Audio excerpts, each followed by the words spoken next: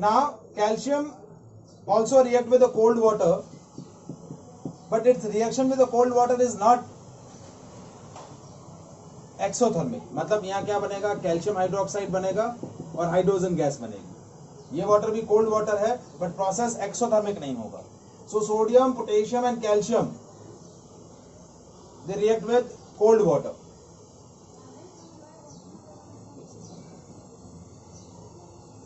Now next is certain metals react with hot water. अब कुछ metals जो है वो क्या करते हैं, हॉट वाटर से रिएक्शन करते हैं. Like magnesium.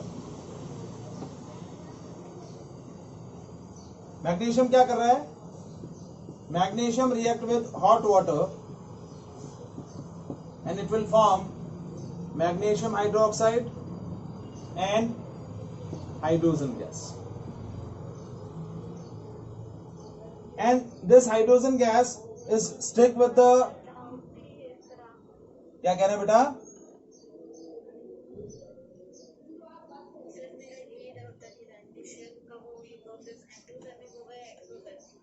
नहीं कुछ भी नहीं होगा. एक्सोथर्मिक एंडोथर्मिक कुछ भी नहीं होगा, क्योंकि हीट एनर्जी ना तो आप सप्लाई कर रहे हैं ना ही हीट एनर्जी इवॉल्व हो रही है. इसमें क्या होगा, they react with hot water. तो एंडोथर्मिक नहीं बोलेंगे, पानी गर्म है लेकिन प्रोसेस एंडोथर्मिक नहीं होगा. Magnesium react with hot water and form magnesium hydroxide and evolve hydrogen gas. Now this evolve hydrogen gas is stick with the product magnesium hydroxide. तो ये जो मैग्नीशियम हाइड्रोक्साइड बनेगा ये क्या करेगा, फ्लोट करेगा लिक्विड के अंदर या मिक्सचर के अंदर, क्या करेगा, फ्लोट करेगा. अब क्या होता है ना, certain metal reacts with steam, means they not react with the hot water, they not react with cold water, they react with steam. किसके साथ रिएक्ट करते हैं, स्टीम के साथ रिएक्ट करते हैं. बेटा बाकी लोगों को बोर्ड कैसा दिख रहा है, विजिबल है या ब्लर है?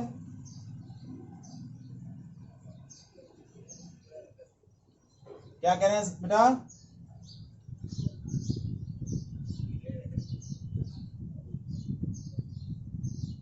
ओके.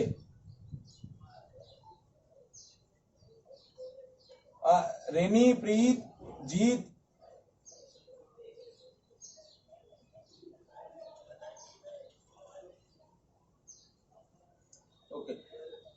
ओके विधि. बेटा एक काम करो बेटा, थोड़ा सा डिस्कनेक्ट करके वापस कनेक्ट हो जाओ एक बार.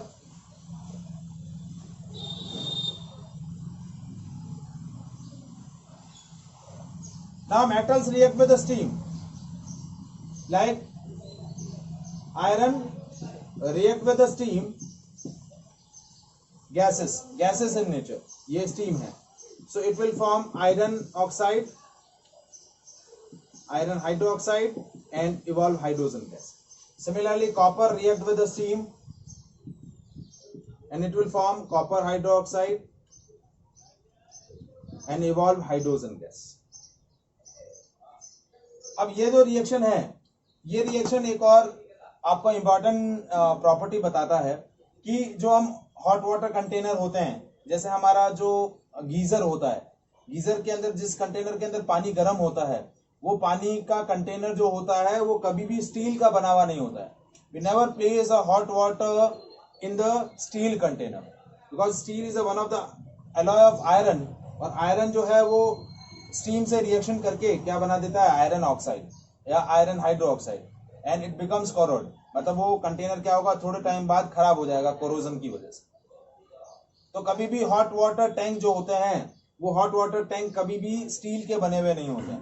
दे always made up from copper, क्योंकि certain metals like copper, silver, gold, platinum, they never react with any kind of metal, any kind of water. कुछ मेटल जो है, certain metals do not react with any kind of water.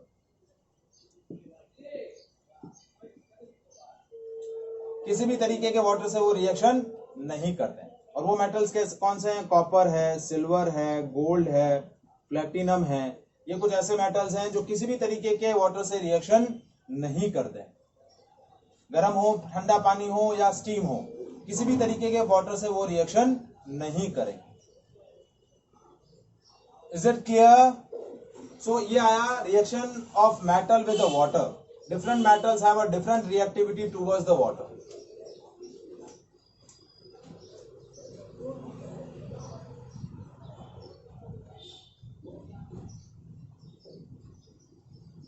अब आता है reaction with acid.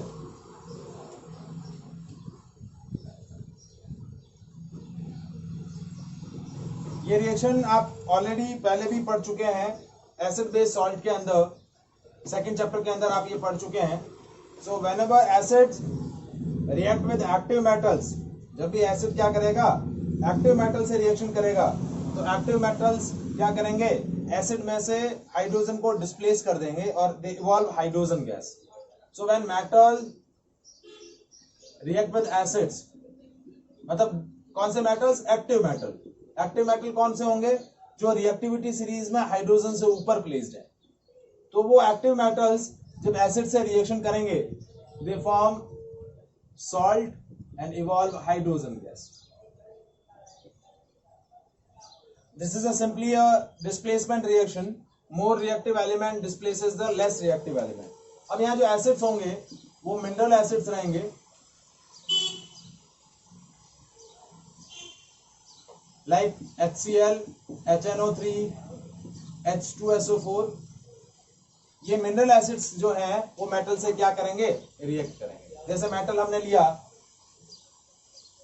Magnesium, magnesium react with HCl, it will form magnesium chloride and hydrogen. Calcium, calcium react with H2SO4, it will form calcium sulfate and evolve hydrogen gas. तो HCl और H2SO4 जब active metal से reaction करेंगे तो hydrogen gas evolve करेंगे। But in the case of HNO3, HNO3 is powerful oxidizing agent. ये क्या है, एक पावरफुल ऑक्सीडाइजिंग एजेंट है। So it will convert the evolve hydrogen gas into the water, यानी ये क्या करेगा, evolve hydrogen gas oxidizes into water and itself get reduced into any oxide of nitrogen। मतलब HNO3 क्या करता है, जब भी कोई मेटल HNO3 से रिएक्शन करेगा तो HNO3 क्या करेगा, हाइड्रोजन गैस उस केस में बनेगी, लेकिन फाइनल प्रोडक्ट हाइड्रोजन गैस नहीं होगा। जो हाइड्रोजन गैस बनेगी HNO3 उसको इमीडिएटली क्या कर देगा, वाटर में ऑक्सीडाइज कर देगा और खुद किसी न किसी ऑक्साइड्स के अंदर क्या हो जाएगा, कन्वर्ट हो जाएगा। जैसे for example when the zinc is react with HNO3, concentrate HNO3 से रिएक्शन हुई तो ये क्या बनाएगा, जिंक नाइट्रेट बनाएगा, वाटर बनाएगा और क्या बनाएगा, नाइट्रोजन डाइऑक्साइड NO2 बनाएगा। यानी जिंक किसमें कन्वर्ट हो गया, जिंक नाइट्रेट के अंदर, वाटर बना, क्योंकि जो हाइड्रोजन गैस बनी वो वाटर के अंदर ऑक्सीडाइज हो गई और क्या बन गया, नाइट्रोजन डाइऑक्साइड, एक प्रोडक्ट और बन जाएगा। तो HNO3 के केस में हमेशा इस तरीके का मैकेनिज्म रहेगा। बट दो मेटल हैं, मैग्नीशियम और मैग्नीज, ये दो जो मेटल है, जब ये दो मेटल HNO3 से रिएक्शन करेंगे तब आपका रिएक्शन कुछ ऐसा रहेगा। उस केस में जैसे मैग्नीशियम रिएक्ट कर रहा है HNO3 से, कंसंट्रेट HNO3 से, तो क्या बनेगा, मैग्नीशियम नाइट्रेट और हाइड्रोजन गैस। इन दोनों मेटल के केस में HNO3 क्या करेगा, हाइड्रोजन गैस इवॉल्व करेगा, मैग्नीशियम और मैग्नीज। इसके अलावा HNO3 जिस भी किसी एक्टिव मेटल से रिएक्शन करेगा तो क्या होगा, हाइड्रोजन गैस के बजाय वाटर बनेगा और नाइट्रोजन के कोई भी ऑक्साइड बन जाएगा, नाइट्रोजन डाइऑक्साइड बन जाएगा, नाइट्रस ऑक्साइड बन जाएगा, कोई ना कोई ऑक्साइड बनेगा according to the reaction. So that is the reaction of metal with the acid. Whenever the metal react with acid they form salt and evolve hydrogen gas. But in the case of HNO3, evolved hydrogen gas is oxidized into the water and the HNO3 itself get reduced into the any of the oxide of nitrogen. Is it clear?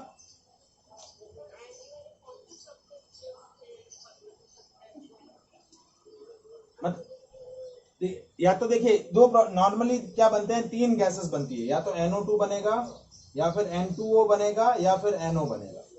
इन तीनों में से कोई भी oxides बन सकते हैं, या तो नाइट्रोजन डाइऑक्साइड बनेगा, या तो डाई नाइट्रोजन ऑक्साइड बनेगा, या नाइट्रस ऑक्साइड बनेगा। इन तीनों में से कोई भी एक आपका नाइट्रोजन प्रोडक्ट बनेगा, बट वो डिफरेंट मेटल्स के लिए रहता है। जैसे जिंक का मैंने आपको बताया है, आपके टेक्स्ट बुक के अंदर जिंक मतलब HNO3 की मेटल से रिएक्शन जो है इतनी डिटेल में नहीं दी हुई है।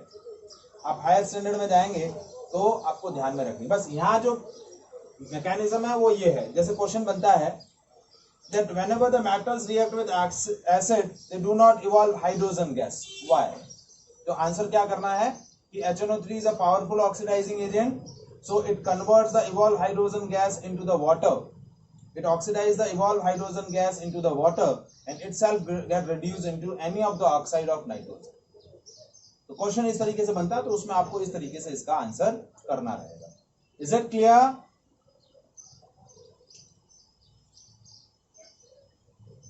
अब फोर्थ रिएक्शन है reaction of metal.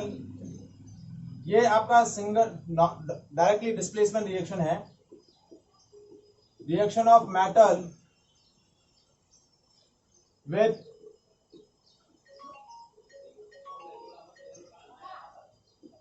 aqueous solution of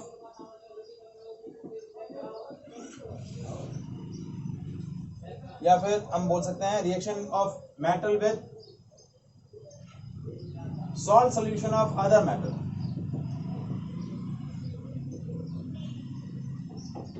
salt solution of other metals. जब क्या होगा, एक्टिव मेटल क्या करेगा, दूसरे लेस एक्टिव मेटल के सॉल्ट सॉल्यूशन से रिएक्शन करेगा, तो क्या होगा, सिंपली डिस्प्लेसमेंट रिएक्शन होगी। More reactive element displaces the less reactive element from its solution. अब ये रिएक्शन आप फर्स्ट चैप्टर के अंदर भी पढ़ चुके हैं। जैसे फॉर एग्जांपल व्हेन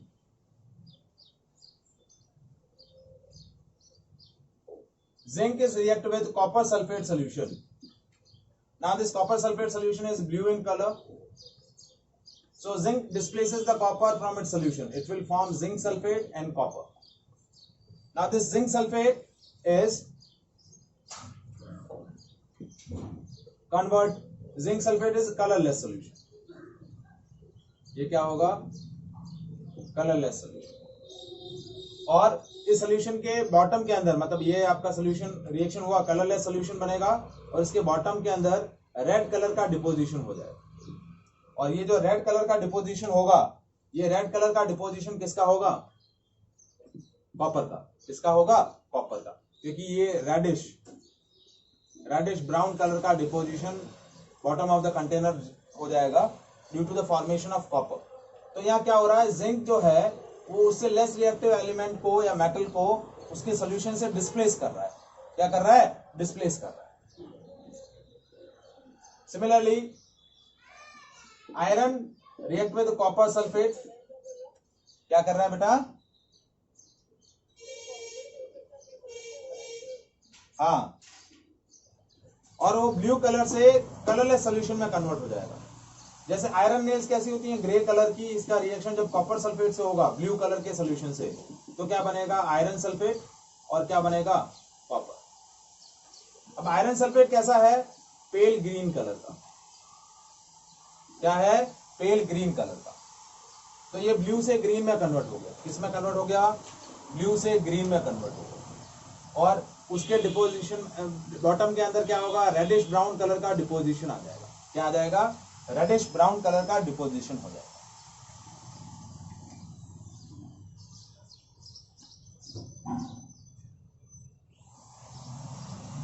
जैसे जिंक की रिएक्शन हुई आयरन सल्फेट से, तो ये आयरन सल्फेट कैसा कलर का सॉल्यूशन होता है, पेल ग्रीन। इसकी रिएक्शन हुई, क्या बनेगा, जिंक सल्फेट और आयरन। तो जिंक क्या करेगा, आयरन को डिस्प्लेस कर देगा। और ये कैसा सोल्यूशन हो जाएगा, कलरलेस। तो ये आपका प्योरली डिस्प्लेसमेंट रिएक्शन हो रहा है, जिसमें क्या हो रहा है, more reactive element displaces the less reactive element from its solution. क्या कह रहे हैं बेटा,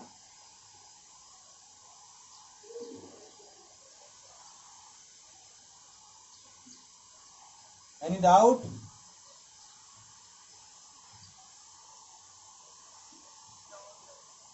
तो देखिए इसमें सिंपली डिस्प्लेसमेंट रिएक्शन हो रहा है, मोर रिएक्टिव एलिमेंट जो है अपने से लेस रिएक्टिव एलिमेंट को क्या कर रहा है, डिस्प्लेस कर रहा है। अब एक्चुअली यहाँ डाउट या जो क्वेरी आती है वो क्या रहती है कि भाई पता कैसे चलेगा कि कौन सा मेटल रिएक्टिव है, ज्यादा रिएक्टिव है और कौन सा लेस रिएक्टिव है, किसमें डिस्प्लेसमेंट होगा और किसमें नहीं होगा, इसका आइडिया कैसे आएगा। तो उसके लिए हम क्या करते हैं, we arrange the metals in a table on the basis of their reactivity. मतलब मेटल को उनकी रिएक्टिविटी के बेसिस पे एक टेबल के अंदर अरेंज किया जाता है, and that series of elements in which elements are arrange in according to their reactivity, तो जिसको हम क्या बोलते हैं, रिएक्टिविटी सीरीज। क्या बोलते हैं, रिएक्टिविटी सीरीज। तो रिएक्टिविटी सीरीज क्या होता है, list of elements in which elements are arranged as according to their reactivity। जो एलिमेंट ज्यादा रिएक्टिव है उनको टेबल के अंदर टॉप पोजीशन मिलती है, अपर पोजीशन पे रहते हैं। जैसे जैसे रिएक्टिविटी कम होती जाती है वैसे वैसे उनकी पोजीशन टेबल के अंदर नीचे होती जाती है। मतलब मोस्ट रिएक्टिव एलिमेंट ऊपर रहेंगे और लीस्ट रिएक्टिव एलिमेंट उस सीरीज के अंदर, उस टेबल के अंदर नीचे की पोजीशन पे रहेंगे। तो that is called reactivity series. उसको हम क्या बोलते हैं, रिएक्टिविटी सीरीज। तो हमारा नेक्स्ट जो टॉपिक है वो है रिएक्टिविटी सीरीज। ठीक है, एक सेकेंड चालू रखिएगा।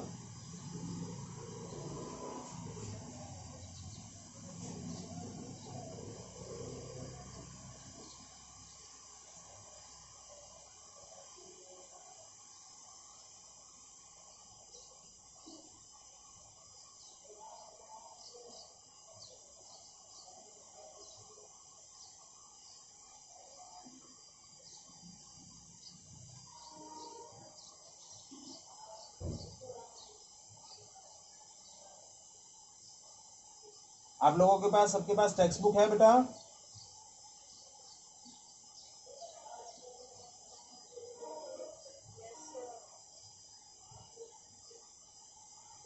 तो पेज नंबर आपको टेक्स्ट बुक का निकालना है, पेज नंबर 45।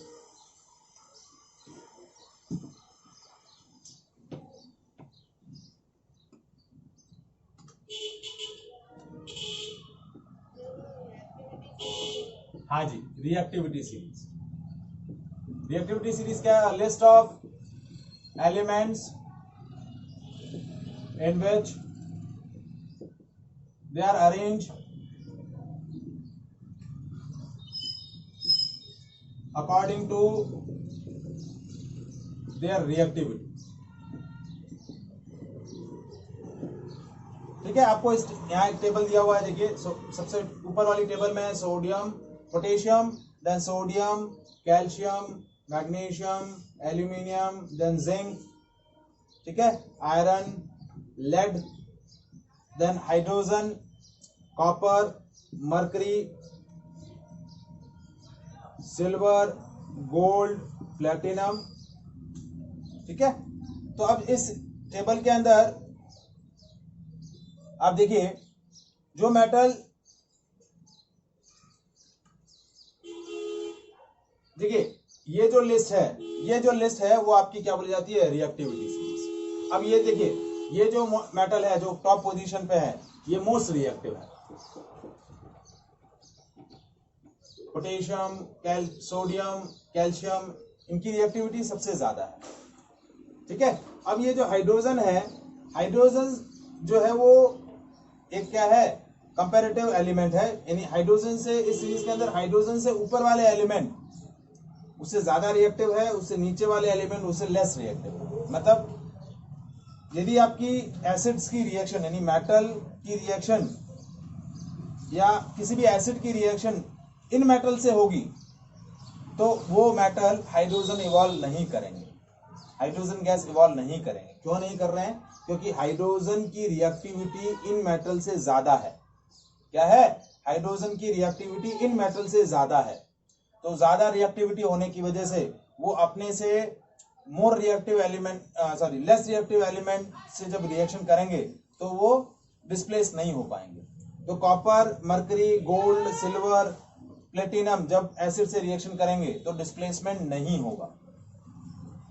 तो ये मोस्ट रिएक्टिव है, ये मेटल जो है वो लीस्ट रिएक्टिविटी के हैं, और ये जो मेटल बचे इनकी रिएक्टिविटी इंटरमीडिएट है।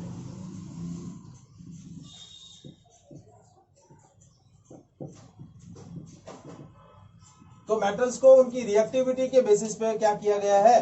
अरेंज किया गया है। तो ये अभी के लिए मतलब 10th स्टैंडर्ड के लिए आपको ये मेटल्स याद रखने हैं और इनको इनकी रिएक्टिविटी के बेसिस पे याद रखना है। जैसे देखिए, पोटेशियम सबसे ज्यादा रिएक्टिव है, उसके बाद सोडियम, उसके बाद calcium, magnesium, aluminium, zinc, iron, lead, then hydrogen, then copper, then mercury, silver, gold, platinum.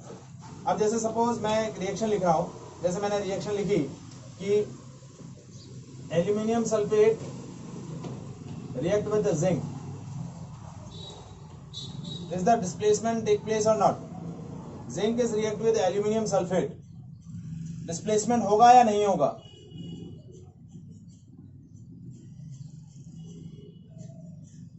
Displacement होगा या नहीं होगा?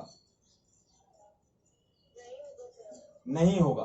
क्यों नहीं होगा? देखिए, क्योंकि एल्यूमिनियम जो है वो जिंक से ज्यादा रिएक्टिव है। तो जिंक लेस रिएक्टिव है, तो जिंक अपने से ज्यादा रिएक्टिव मेटल को अपने सॉल्यूशन से डिस्प्लेस नहीं कर पाएगा। So no displacement.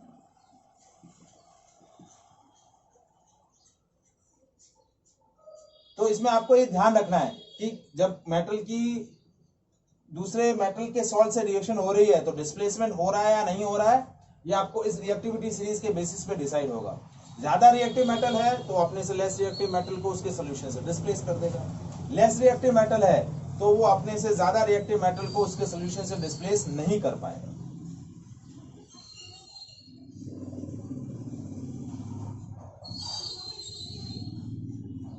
Is it clear?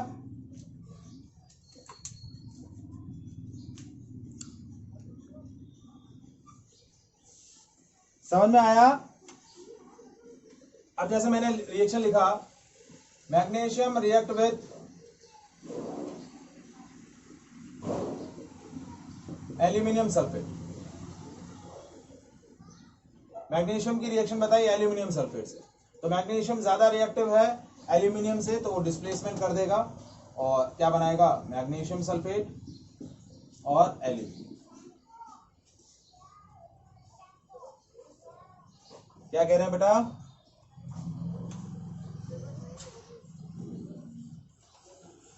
क्या आपका आवाज नहीं आ रहा है?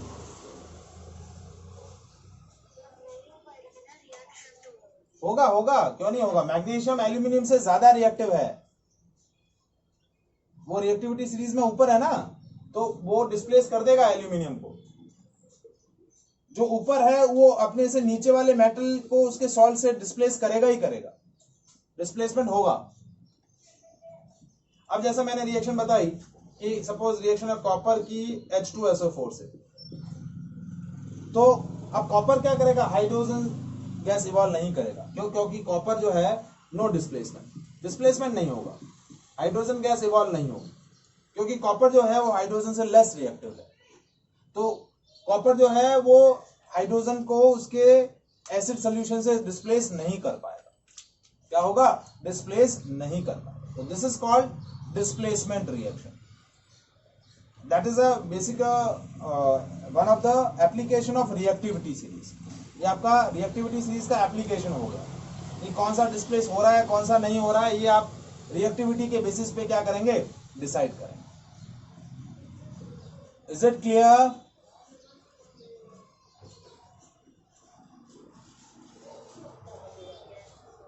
Any doubt?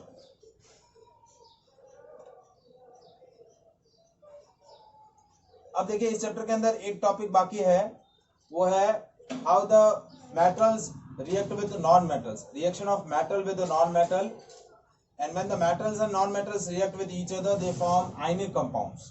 तो आयनिक कंपाउंड कैसे बनाने हैं और उनकी प्रॉपर्टीज हमें डिस्कस करनी है, क्योंकि इसके नीचे वाला जो पोर्शन है एक्सट्रैक्शन ऑफ मेटल वो हटा दिया है, वो इस बार नहीं पूछा जा रहा है, ठीक है। तो वो पोर्शन करना है अभी या नहीं करना है?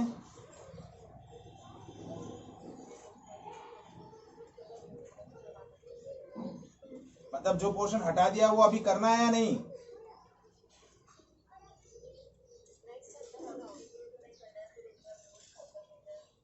हाँ चलो ठीक है, कुछ ऐसा ही करेंगे। हाँ चलो एक बार जो सिलेबस में आ रहा है पहले वो कर देते हैं, फिर उसके बाद जो पोर्शन बढ़ जाएगा वो बाद में कर देंगे,